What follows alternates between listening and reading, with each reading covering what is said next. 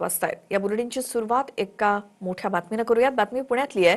भोरमधील नसरापूर येथे 4 वर्षाच्या मुलीवरती अत्याचार करून तिची निर्घृण हत्या करण्यात आली आहे। 65 वर्षीय नराधमानं मुलीची दगडांनी ठेचून हत्या केली आणि मृतदेह शेणाच्या ढिगाऱ्याखाली लपवला। या घटनेचा सीसीटीव्ही फुटेज समोर आल्यानंतर संतप्त ग्रामस्थांनी पुणे सातारा महामार्गावरती रास्ता रोको करत आरोपीला फाशीची मागणी केली आहे। सध्या पोलिसांनी संशयित आरोपीला ताब्यात घेतलंय। तर आरोपीनं याआधी सुद्धा 2 वेळा अशी कृत्य केल्याचा गावकऱ्यांचा आरोप आहे।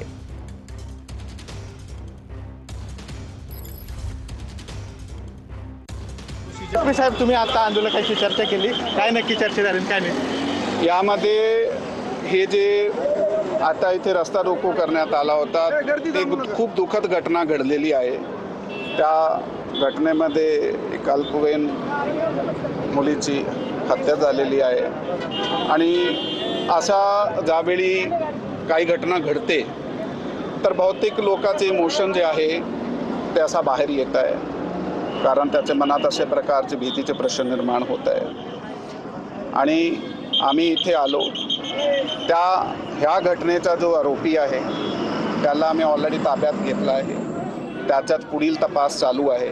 आम्ही त्यांना हीच विनंती केली की आता जर तुम्ही रस्ता असा थांबून बसले गाड्याला, हा नॅशनल हायवे आहे आणि आम्ही सुद्धा त्याच कामात लागलो आहे। त्यापैकी त्यांचा आम्ही ऐकून घेतला, त्यांचे डिमांड्स ऐकून घेतल्या।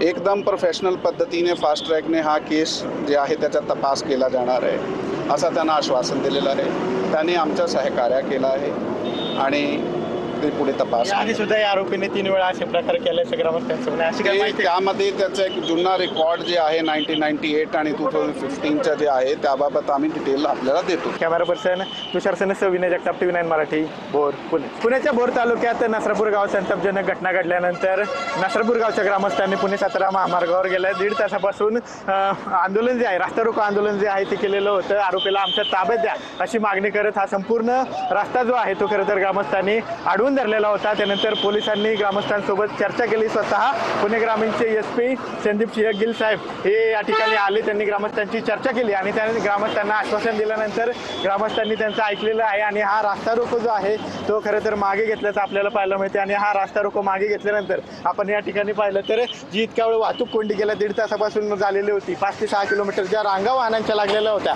त्या कुठेतरी आता पुन्हा एकदा सुरळीत झाल्याचं पाहायला मिळते। कॅमेरा पर्सन तुषार सनसह, विनय जगताप, TV9 मराठी, भोर, पुणे। आज पुन्हा एकदा डोकं सुन्न झालंय। एक 4 वर्षाची मुलगी जी खरं नातीच्या वयाची होती, तिच्यावर बलात्कार एक 65 वर्षाचा घाण विकृत किळसवाणी नराधम करतो। हा माणूस नाही, हा हैवानच आहे। आणि अशा लोकांवर कुठचीही दयामया न दाखवता फक्त फाशीची शिक्षा यांना झाली पाहिजे। आणि खरं आताच्या घटनेला पॉक्सो कायद्याअंतर्गत सुद्धा 2018 मध्ये त्याच्यात बदल करण्यात आलेत आणि 12 वर्षाच्या खाली जर अशा कुठल्याही लहान मुलींवर बलात्कार करून त्यांना जर मृत्यू येण्यासारखी परिस्थिती जरी झाली असेल तर अशा माणसांना फक्त फाशी झाली पाहिजे असं आता कायदा म्हणतोय।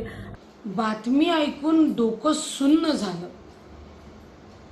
त्या इस्मावर गुन्हा दाखल होईल, न्यायाने कारवाई होईल, लोक सांगतील फाशी द्यायला, पण त्या इस्माला आमच्या ताब्यात द्या। त्या 65 वर्ष असलेल्या आरोपीचं पहिलं लिंग कापलं पाहिजे आणि त्याला भर चौकात फाशी दिली पाहिजे।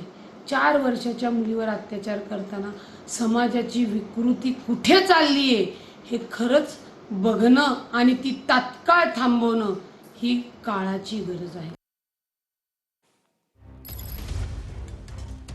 तर पुण्यातली ही अतिशय धक्कादायक घटना नसरापूर या ठिकाणची आणि या संदर्भात माहिती आपण घेऊयात। आमचे प्रतिनिधी विनय जगताप आपल्या सोबत आहेत। विनय, ही नेमकी घटना कधीची आणि याचे पडसाद नेमके काय उमटतायत तिथे? नक्कीच खरं तर काल दुपारची ही घटना आहे। काल दुपारी साधारणतः 3च्या दरम्यान ही चिमुकली जी आहे ती तिच्या घरासमोर खेळत होती आणि घरासमोर खेळत असताना या नराधमाने त्या चिमुकलीला त्या ठिकाणाहून घेतलं आणि मी आत्ता ज्या ठिकाणी उभा या ठिकाणाहून तो या गोठ्याकडे घेऊन गेला आणि या गोठ्याकडे जात असताना मी माझ्या कॅमेरामॅनला विनंती करेल की तो CCTV दाखवा. त्या CCTV मध्ये हा आरोपी त्या चिमुकलीला घेऊन जाताना दिसला आणि या CCTVत आरोपी दिसल्यानंतर या CCTVच्या आधारे जेव्हा या चिमुकलीची शोधाशोध करण्यात आली तेव्हा या ठिकाणी असणाऱ्या गोठ्यात या चिमुकलीचा मृतदेह जो आहे तो आढळून आला. प्राथमिक तपास जो पोलिसांनी प्राथमिक तपास केला त्यामध्ये खरं तर या चिमुकलीवर अत्याचार करून तिचा दगडाने ठेचून खून करून हा मृतदेह जो आहे तो खरं तर शेणामध्ये झाकून ठेवण्यात आलेला होता. आणि अतिशय संतापजनक अशी ही घटना समोर आल्यानंतर खरं तर गावातले नागरिक जे आहेत ते संतप्त झालेले आपल्याला पाहायला मिळाले. ज्या ठिकाणी ही घटना घडली, ज्या गोठ्यात घटना घडली त्या ठिकाणी मी आता आलेलो आहे. या ठिकाणी सध्या जर पाहिलं तर या ठिकाणी पोलीस बंदोबस्त सुद्धा या गोठ्याच्या बाहेर सध्या ठेवलेला पाहायला मिळतोय. काल फॉरेन्सिकची टीम आली होती, त्यांनी या घटनास्थळी येऊन पाहणी केली आणि संपूर्ण तपास जो आहे तो या ठिकाणाहून सुरू केलेला आहे. मात्र अतिशय संतापजनक घटना जी आहे ती याच गोठ्याच्या परिसरात घडली आणि त्यानंतर खरं तर गावातले नागरिक जे आहेत ते आक्रमक झालेले होते. आक्रमक होत त्यांनी पुणे सातारा महामार्ग जो आहे तो अडवून धरला होता आणि या आरोपीला आमच्या ताब्यात द्या अशी मागणी जी आहे ती खरं तर या विनय, धन्यवाद या सगळ्या माहितीसाठी. आता पुढे बघूयात या प्रकरणामध्ये नेमकं काय काय होतंय. धन्यवाद दिलेल्या माहितीसाठी.